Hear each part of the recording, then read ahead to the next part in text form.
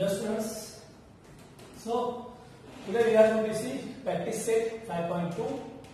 इससे रिलेटेड हमने सारे फॉर्मूलाज पढ़ लिए हैं. सेक्शन फॉर्मूला, वेक्टर फॉर्मूला है, सेंट्रॉइड फॉर्मूला. ओके, तो अभी ये जो दो एग्जांपल है वो सेक्शन फॉर्मूला के हैं. पता कैसे चलेगा कि सेक्शन फॉर्मूला यूज करना है, मिड पॉइंट यूज करना है, सेंट्रॉइड बोला जाए होगा, उसके बारे में इंफॉर्मेशन पता होगा. सेक्शन फॉर्मूला में 2 पॉइंट आते हैं और n/2 आता है, राइट ना.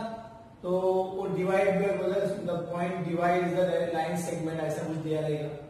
मिड पॉइंट में मिड पॉइंट ये वर्ड होगा, ओके, और सेंट्रॉइड में मीडियन होगा. Find the coordinates of centroid ऐसे ही लिखा होगा. तो कौन सा फॉर्मूला यूज करना है इसके में कोई कंफ्यूजन नहीं होगा, कंफर्म. ओके, तो आपको ये पता चल जाएगा कि कौन सा फॉर्मूला में यूज करना है. क्लियर. तो first find the coordinate of point P if P divides, ये रहा, divides the line segment joining the point in the ratio. तो ये सब क्या है, ये सिंबल्स है ऑफ सेक्शन फॉर्मूला. ओके, तो यहाँ पे हमें कौन सा फॉर्मूला यूज करना है, सेक्शन फॉर्मूला. तो अब यहाँ पे ये जो होगा वो क्या होगा हमारा x1 और y1, ये होगा x2 और y2, और ये रहेगा हमारा m/n. ओके, आप यहाँ पे डायरेक्टली फॉर्मूला लिख सकते हो, कोई प्रॉब्लम नहीं है. यहाँ पे कहीं मेंशन करो कि by section formula.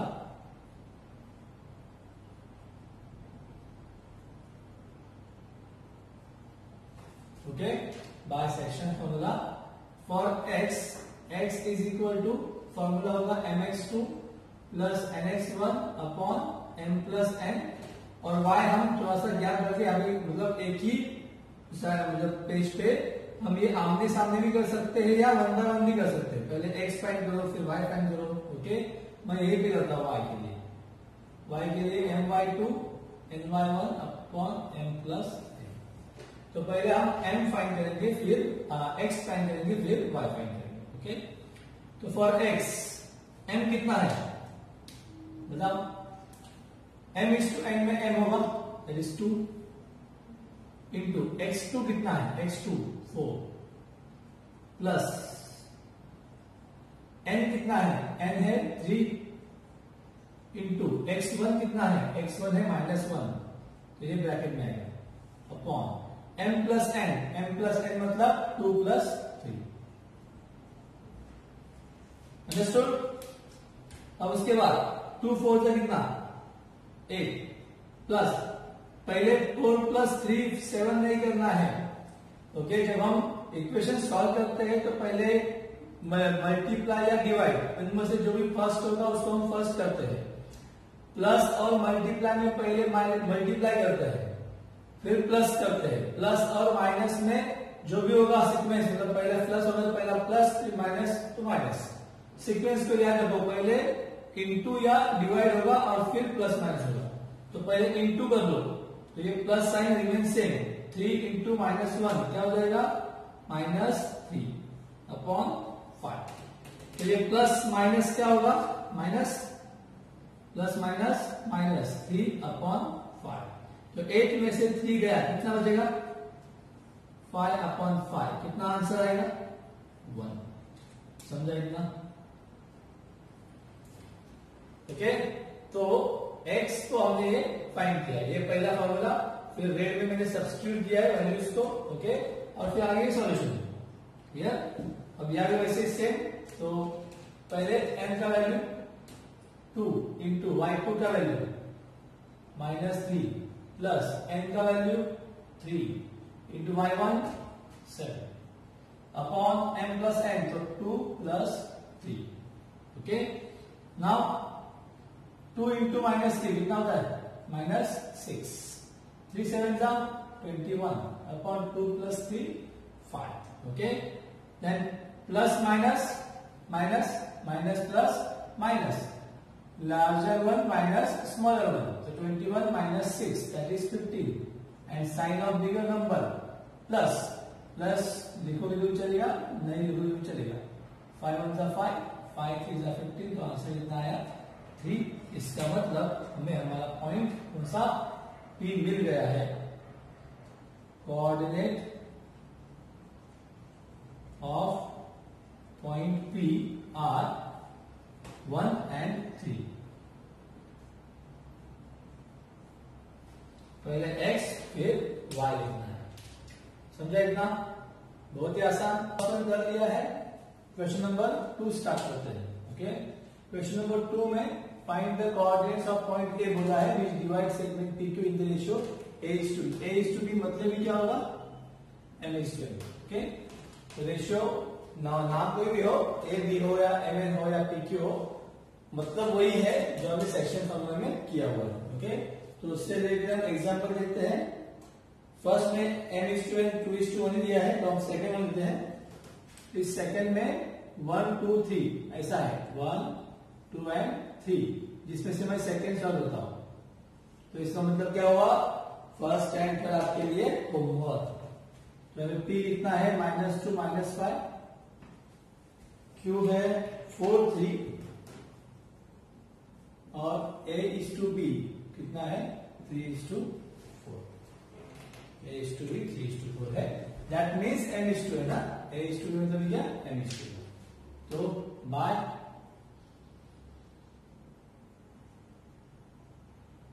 Section formula. अब यहाँ पे आप डायरेक्टली अगर वैल्यू सब्स्टिट्यूट करना चाहते तो कर सकते हो, कोई प्रॉब्लम नहीं है। मतलब फॉर्मूला लिखने की जरूरत नहीं है।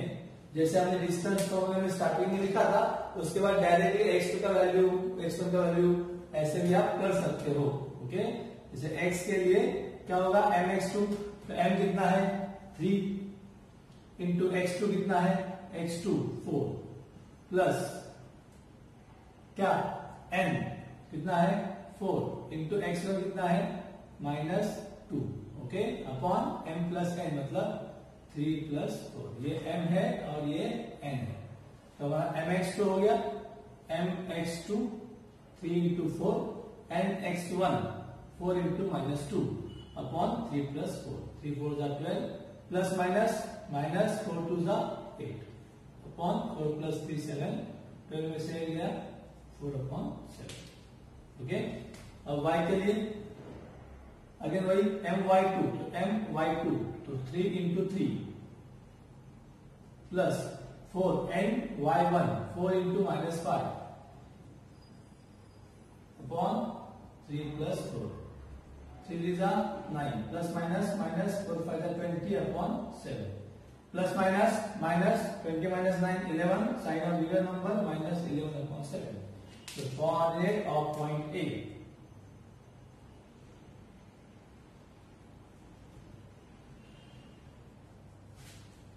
और क्या आएगा?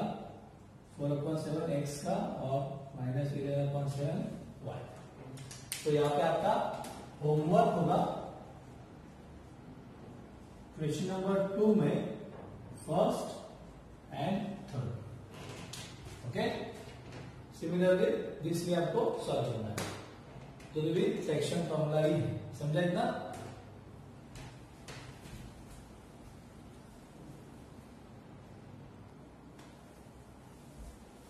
Now next sum is question number 3. Find the ratio in which point T -1 6 point T दिया हुआ है divides the line segment joining the points P and Q। मतलब यहाँ पे क्या मिसिंग है बताइए? Yes, very good. क्या मिसिंग है? M:n मिसिंग है, मतलब रेशियो मिसिंग है ना? तो हमें उसी से शुरुआत करना पड़ेगा कि let point T -1 6 divides the line segment joining points P -3 10 and Q 6 - 8 in the ratio M:n। Okay, तो रेशियो हम क्या एज्यूम करेंगे? M:n एज्यूम करेंगे। फॉर्मूला भाई सेक्शन फॉर्मूला ही यूज करना है हमारे कोर्स में। तो अभी हम लिखते हैं bye section formula. Directly values डालना है, डायरेक्टली वैल्यूज डाल दो। ओके, वरना पहले फॉर्मूला लिखो। अगर आपको प्रॉब्लम है डायरेक्टली दो, फॉर्मूला आप लिख सकते हो।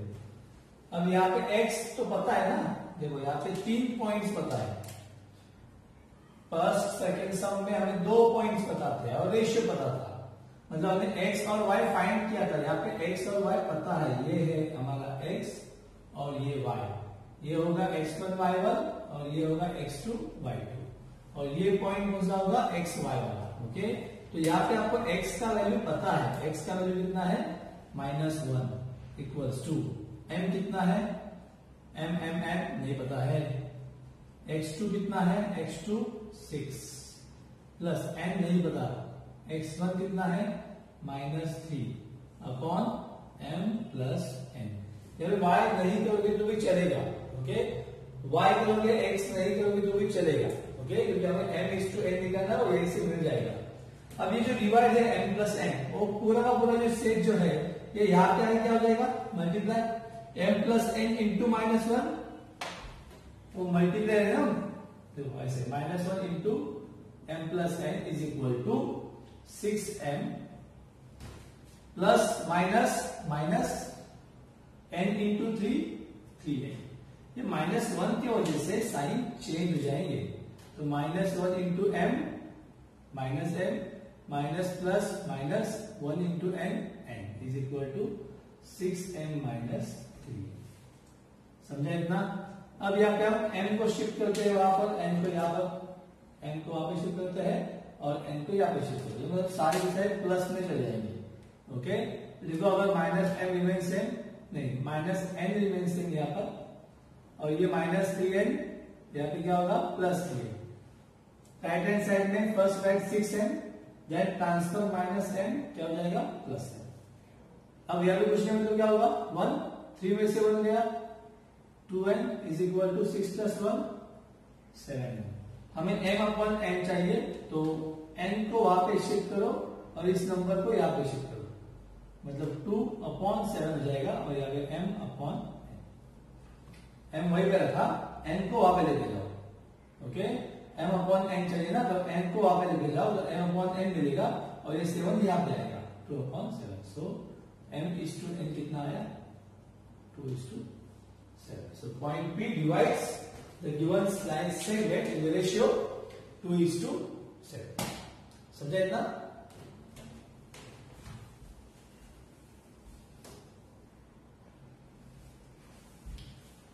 Next one, question number 4. Point P is the center of the circle and AB is the diameter. Point P is the center of circle. तो अगर ये सर्कल आप निकालोगे यहाँ पे,